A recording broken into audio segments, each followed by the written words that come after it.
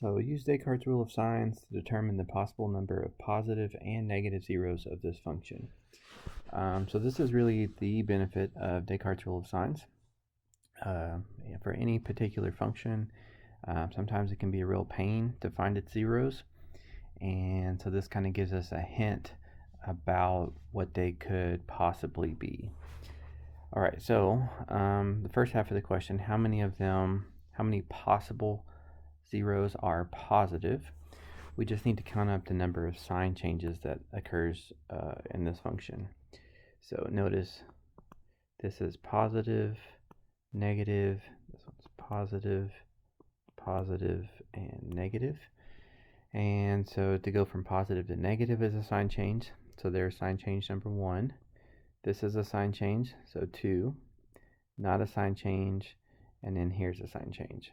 So there are 3 sign changes, which is part of the first answer there. But then you have to subtract by 2. So subtract by 2 will give me 1. Subtract by 2 again gives me -1, and -1 doesn't make sense. So this is one of the main questions that I've had through email is why do you have to subtract by 2? So let me make a table here. Okay, so there's the table added in.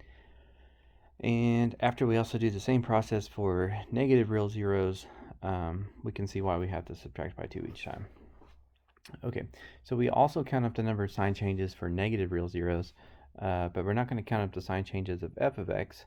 That tells us the number of positive real zeros. We want to count up the number of sign changes of f of negative x.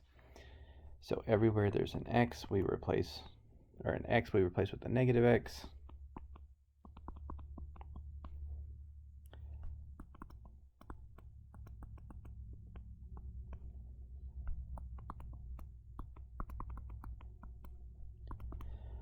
Okay, and then depending on the exponent, some of this is going to change signs and some of it's not going to.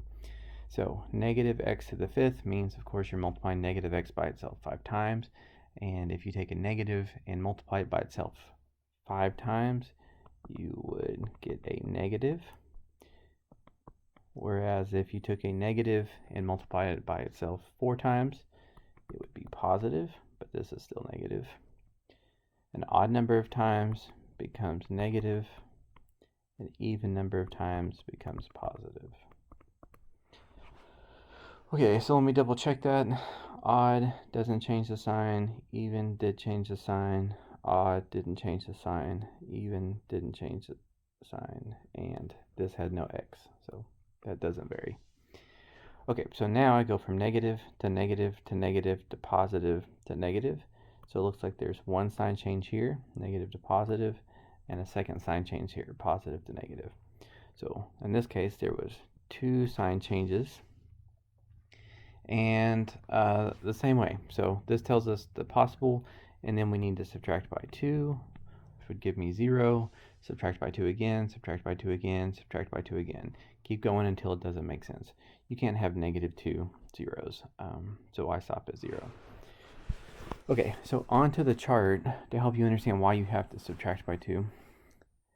I could have 3 positive real zeros, or I could have 1.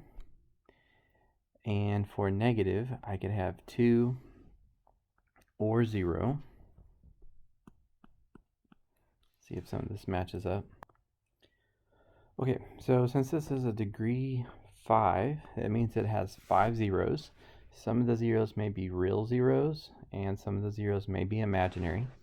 Now, Descartes' rule of sign does not help us find how many imaginary there are. It only helps us find how many positive and negative there could be. So what I need you to remember is that imaginary zeros always come in conjugate pairs. It is not possible to have a single imaginary zero. If 5 plus 3i is a 0, then 5 minus 3i must be a 0. So since this is degree 5 and there's 5 zeros, let me go across here. I could have 3 real zeros, or 3 positive real zeros. I could have 0 negative real zeros, which means that that would leave behind 2 imaginary zeros, because 3 plus 2 still gives me my total of 5 zeros. Or the reason why we have to put 1 is I could have one of these, I could have none of these, and since imaginary zeros come in pairs, I could still have 4, and then that could still be a total of 5 zeros that way. Of course, it doesn't have to be 0 here. I could use these numbers, so I kind of used this one already. But let's say I had 2. So in this case, if I had 3 positive real zeros, 2 negative real zeros, that would leave behind 0 because I already have all 5 zeros.